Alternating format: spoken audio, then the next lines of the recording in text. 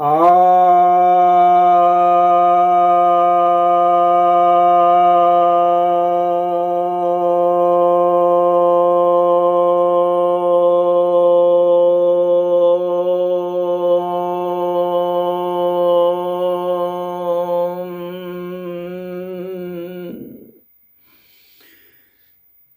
भक्तजनों को सप्रेम नमन। भक्तों, आज मैं आपको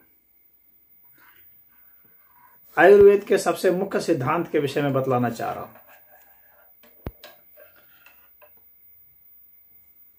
आयुर्वेद में कफ, पित्त और वायु, इन तीन के दोष को ही मुख्य कारण माना गया है किसी भी बीमारी के होने का। इसलिए यदि आप अपना स्वास्थ्य चाहते हैं तो आपको इस विषय में कुछ जानना चाहिए।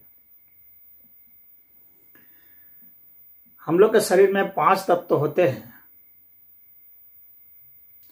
पृथ्वी, जल, अग्नि, वायु और आकाश। इसमें से जो आकाश तत्व है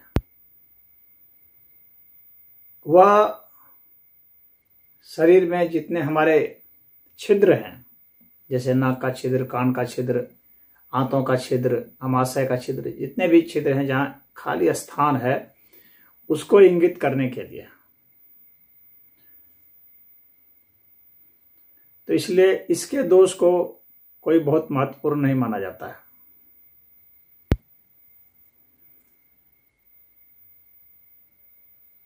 हालांकि 5 तत्वों के संतुलन की बात की गई है, परंतु इसके दोष को एक तरह से कम महत्व दिया जाता है। इसके बाद है पृथ्वी तत्व। पृथ्वी तत्व जो आधार हमारे शरीर का बनता है, हम लोग के शरीर में जो मांस है, हड्डी है, ये सब जो आधार हमारे बनते हैं, इन सबको माना गया है। और इसमें भी यह माना जाता है कि यह करीब करीब अस्थाई जैसे होते हैं और इसमें भी दोष बहुत कम होते हैं।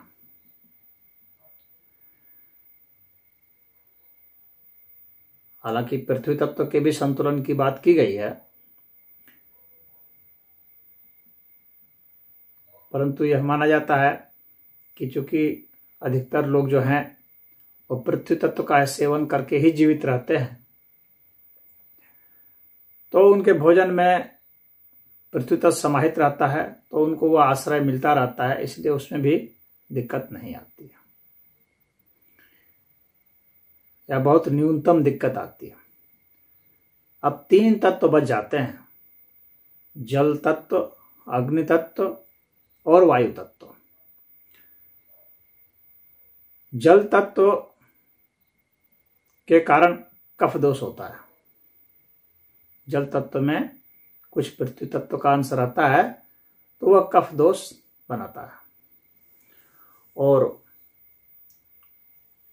पित्त जो है वह अग्नि तत्व से बनता है और वायु तत्व से वात दोष बनता है। जब ये तीनों यानी कफ, पित्त और वायु प्रकोपित हो जाते हैं, प्रदूषित हो जाते हैं, विकृत हो जाते हैं, विषम अवस्था में हो जाते हैं, तो ये रोग उत्पन्न करते हैं। और जब ये सम अवस्था में रहते हैं तो वैसी स्थिति में इनको कफ, पित्त, वायु दोष नहीं बल्कि कफ, पित्त, वायु धातु कहा जाता है। तो इसलिए आयुर्वेद में एक श्लोक आता है: दूषणात दोषः धारणात धातवः। अर्थात जो दूषित हो गया है वह दोष है और जिसको हम लोगों ने धारण किया है, जो धारण करने योग्य है, वह धातु है। तो जब ये सम अवस्था में रहते हैं तो धातु है, जब विषम अवस्था में हो जाते हैं तो ये दोष हो जाते हैं, और विषम अवस्था में प्रकोपित हो जाते हैं तो ये रोग का प्रकटीकरण हो जाता है, जिससे हम पीड़ित हो जाते हैं।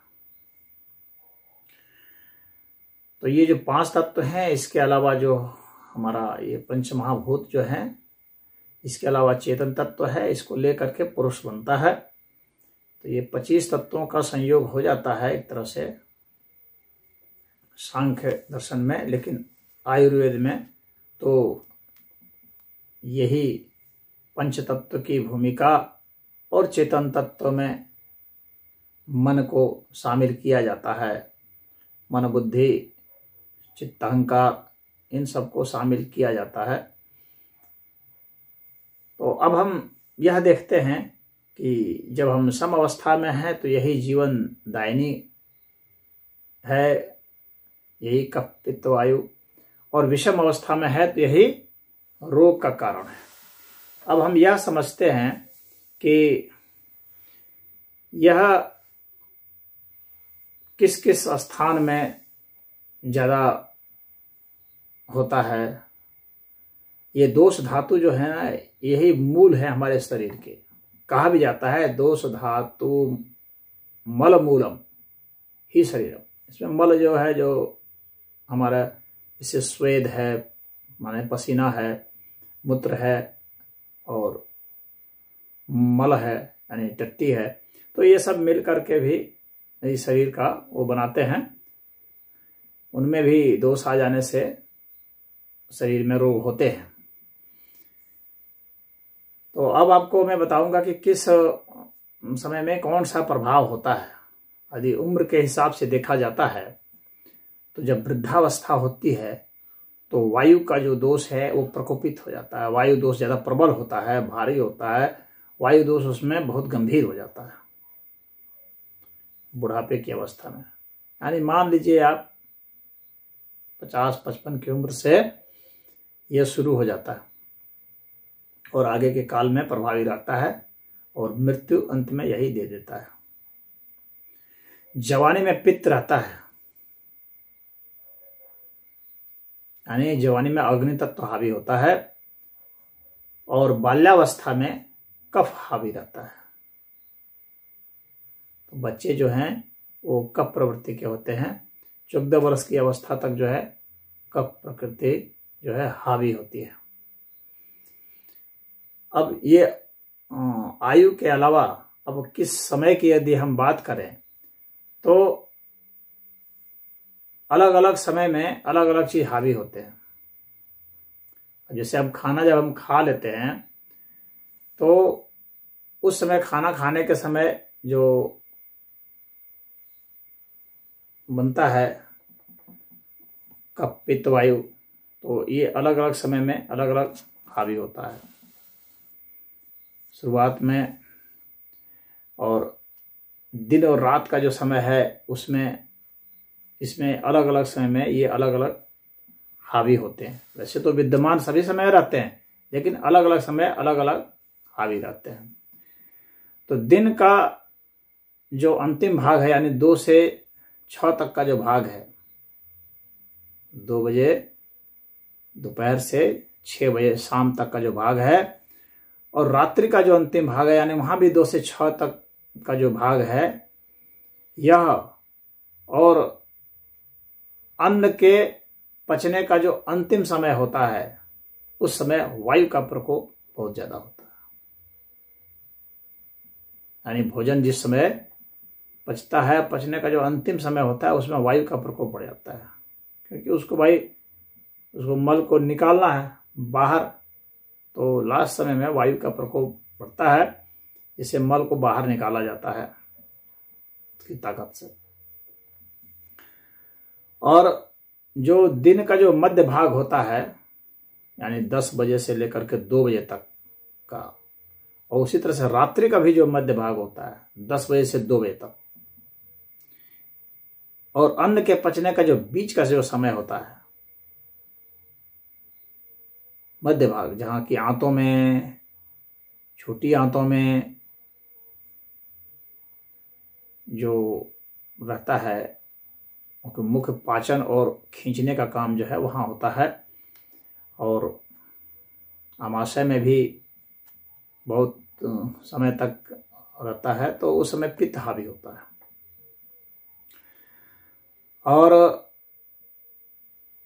जो दिन की जो शुरुआत होती है, यानी प्रातः काल 6 बजे से लेकर के 10 बजे तक, और रात्रि का भी जो 6 से 10 का जो समय होता है, और अन्न की जब हम लोग खाना खा लेते हैं उस वक्त जो शुरुआत होती है, तो उस समय भी कफ बहुत हावी होता है। तो इस समय को समझ जाना चाहिए, इसके हिसाब से ही हमें भोजन करना चाहिए। जिस समय कफ ज़्यादा हावी हो रहा है उस समय हम कफ वाला भोजन कर लें। यानी जैसे रात्रि का समय है, शुरुआत में कफ हावी हो रहा है, उसी समय आपने कफ का भोजन कर दिया तो वो बहुत बढ़ जाएगा ना, तो वो विषम अवस्था में हो जाएगा, बहुत उसकी मात्रा बढ़ जाएगी। उसी तरह से दिन का समय है, उसमें आपने बहुत तीखी तीखी चीज़ें और बहुत खा ली, तो क्या होगा कि वो काफ़ी बढ़ जाएगा। और उसमें भी मान लीजिए अलग अलग ऋतु है, तो मान लीजिए ग्रीष्म ऋतु में खा लिया तो वह और आगे प्रकोपित हो जाएगा। तो ऋतु के हिसाब से भी होता है कि अलग अलग ऋतु में अलग अलग समय जो है, ग्रीष्म ऋतु में पित्त बढ़ जाएगा, और वर्षा काल में जो है वात बढ़ जाएगा, और शरद के समय कफ बढ़ जाएगा। तो ऋतु को देख करके, मौसम को देख करके, और दिन रात का समय देख करके, और हर एक व्यक्ति की अपनी भी तासीर होती है, उस तासीर को देख करके भोजन किया जाता है। और ये कफ पित्त वायु, ये जो है, ये आयुर्वेद कहता है कि इससे चरित्र का भी निर्माण होता है, पता लगता है।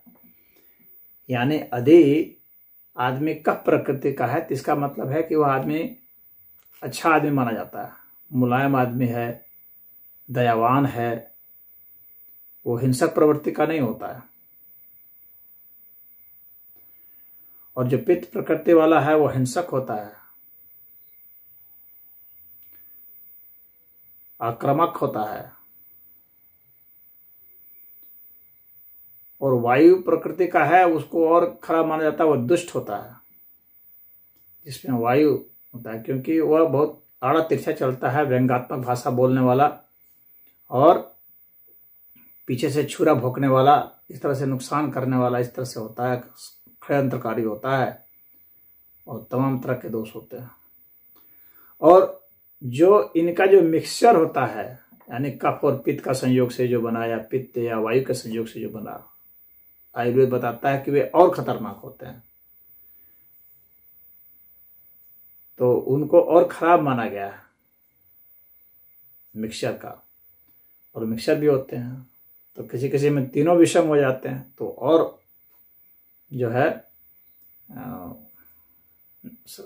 उसका और चरित्र व्यवहार बिगड़ जाता है, उसके खान पान और बिगड़ जाते हैं।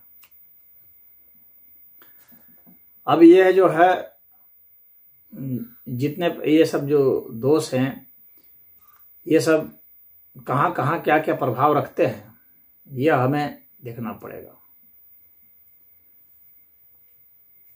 तो अग्नि का जो प्रभाव है, ये जठराग्नि में ज्यादा होता है, जहाँ भोजन को पचाना है।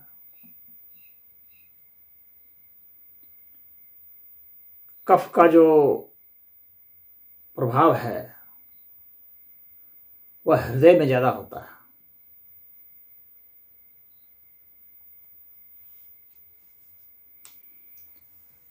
हृदय के पास, फेफड़े के पास ये जो है, ये कफ दोष बहुत ज्यादा हो जाता है।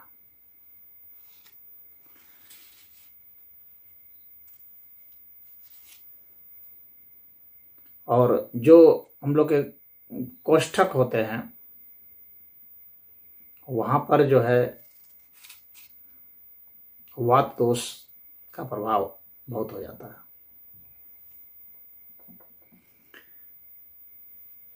तो अब इस विषय में मैं ये कहूँगा कि कुछ लोग जो है यह कहते हैं कि भाई वीडियो बहुत बड़ा बड़ा बन जाता है तो देखने में परेशानी होती है। तो मैं समझता हूँ कि आप लोग के ही अनुसार इसको बनाया जाए। तो मैं इस विषय पर समुचित रूप से आप लोगों को बताना चाहता हूँ। मैं चाहता हूँ कि इसका हो तो इसको कई भाग में मैं बता रहा हूँ ताकि आप लोग अच्छा से देख करके अपने समय अनुसार समझ सकें। तो इसे मैं सोच रहा हूँ कि इसे 3 भाग में बना दिया जाए तब आप समझ पाएंगे। तो इस भाग में इतना ही रहने देते हैं, ज़्यादा बड़ा हो जाए तो अच्छा नहीं होगा। अब अगला भाग इसका फिर देखिएगा, 2 भाग और इसका बना दूंगा, 3 भाग में पूरा हो जाएगा। ओह।